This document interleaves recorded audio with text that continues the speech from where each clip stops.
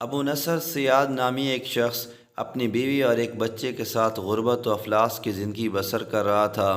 ایک دن وہ اپنی بیوی اور بچے کو بھوک سے نڈھال اور بلکتا روتا گھر میں چھوڑ کر خود غموں سے چور کہیں جا رہا تھا کہ راہ چلتے اس کا سامنا ایک عالم دین احمد بن مسکین سے ہوا، جسے دیکھتے ہی ابو نصر نے کہا، اے شیخ، میں دکھوں کا مارا ہوں اور غموں سے تھک گیا ہوں۔ شیخ نے کہا، میرے پیچھے چلے آؤ، ہم دونوں سمندر پر چلتے ہیں۔ سمندر پر پہنچ کر شیخ صاحب نے اسے 2 رکعت نفل نماز پڑھنے کو کہا۔ نماز پڑھ چکا تو اسے ایک جال دیتے ہوئے کہا، بسم اللہ پڑھ کر سمندر میں پھینکو۔ جال میں پہلی بار ایک بڑی ساری عظیم الشان مچھلی پھنس کر باہر آ گئی۔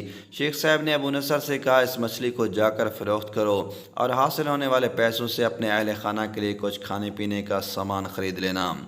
ابو نصر نے شہر جا کر مچھلی فروخت کی، حاصل ہونے والے پیسوں سے ایک قیمے والا اور ایک میٹھا پراٹھا خریدا اور سیدھا شیخ احمد بن مسکین کے پاس گیا اور اسے کہا، حضرت، ان پراٹھوں میں سے کچھ لینا قبول کیجیے۔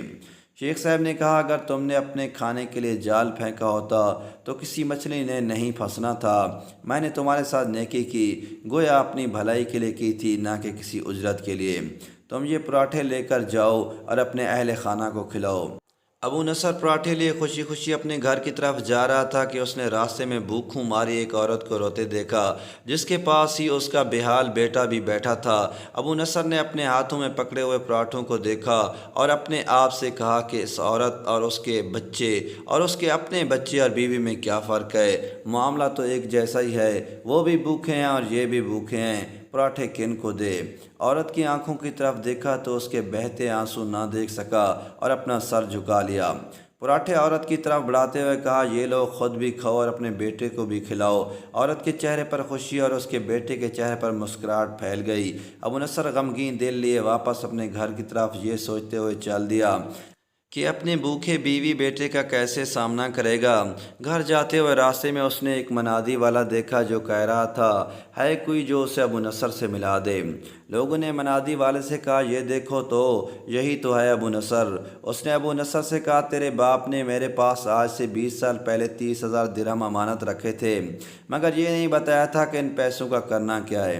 جب سے تیرا والد فوت ہوا ہے، میں ڈھونڈتا پھر رہا ہوں کہ کوئی میری ملاقات تو اس سے کرا دے۔ آج میں نے تمہیں پا ہی لیا ہے، تو یہ لو 30,000 درہم، یہ تیرے باپ کا مال ہے۔ ابو نصر کہتا ہے، میں بیٹھے بٹھائے امیر ہو گیا، میرے کئی گھر بنے اور میری تجارت پھیلتی چلی گئی۔ میں نے کبھی بھی اللہ کے نام پر دینے میں کنجوسی نہ کی۔ ایک ہی بار میں شکرانے کے طور پر ہزار درہم صدقہ دے دیا کرتا تھا۔ مجھے اپنے آپ پر رشک آتا تھا کہ کیسے فراخ دلی سے صدقہ خیرات کرنے والا بن گیا ہوں۔ ایک بار میں نے خواب دیکھا کہ حساب کتاب کا دن آن پہنچا ہے اور میدان میں ترازو نصب کر دیا گیا ہے۔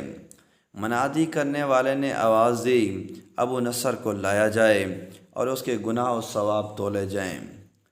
کہتا ہے، پلڑے میں ایک طرف میری نیکیاں اور دوسری طرف میرے گناہ رکھے گئے تو گناہوں کا پلڑا بھاری تھا۔ میں نے پوچھا، آخر کہاں گئے ہیں میرے صدقات جو میں اللہ کی راہ میں دیتا رہا تھا؟ تولنے والوں نے میرے صدقات نیکیوں کے پلڑے میں رکھ دیے۔